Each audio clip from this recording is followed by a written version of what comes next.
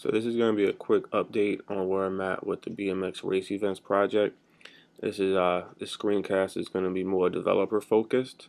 I'm not showing any new features. Me and my man Pete, we worked on some stuff last night as far as the JavaScript goes, and we implemented Google's closure, which is basically a really high level or advanced JavaScript optimizer. I mean, end of the day, it's just about getting as much, all the resources to the user's browser as quickly, efficiently as possible. So, everybody can just easily browse the site with no hiccups, no worries, no lag. Everything is quick. Get in, search for your race, get out, go ride. End of the day, that's what it's all about. But anybody who's interested in like the development process, this screencast is definitely more geared towards you guys. So any non-developers, get off the internet and go ride, man. Don't even bother watching this, honestly. So with that being said, go to the page. I'm gonna refresh. We're gonna see it's gonna take a while to load. Here's all the files being loaded down here. Now, what we've done, I'm gonna show you what's going on in front. And this file right here, this script file right here, this is the file that we've created using Google's closure.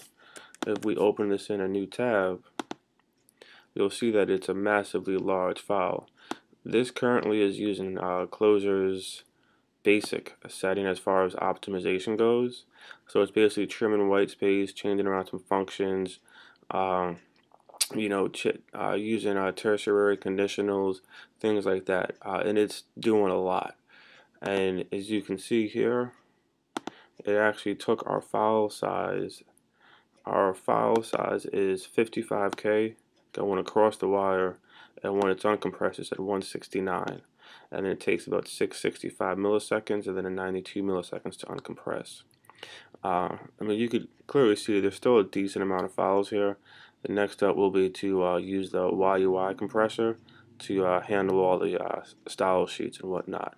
So let me show you guys some code so you can see what's going on, and also just so you can see, JavaScript still works. Ajax request loads in the form,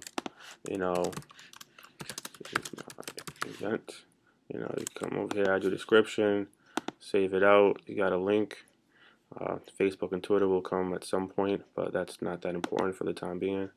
So let's take a quick look at the code and how we did this.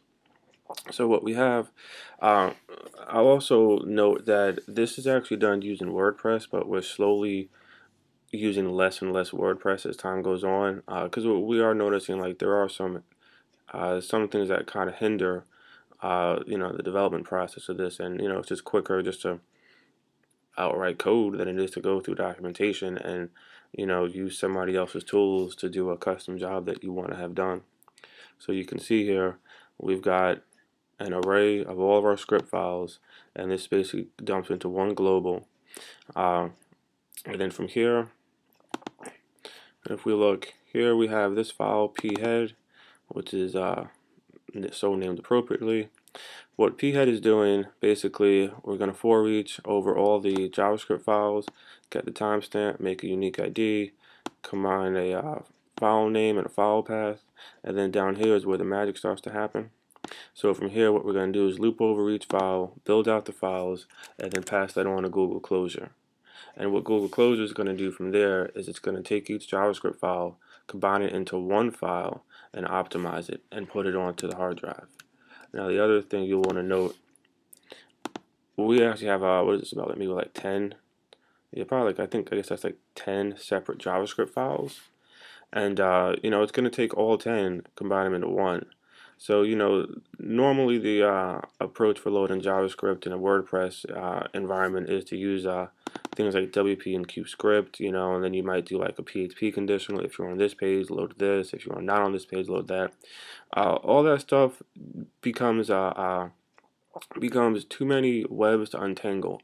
WP and Q scripts is great and all, but at the end of the day, we realize that it's overkill for what we need. We don't need that, and it's honestly just better and more optimal to let Google Closure manage and optimize your JavaScript than it is for any developer to try to determine, what files need to be loaded on what given page.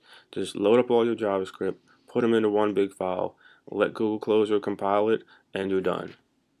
And you can see here, all in all, we ended up writing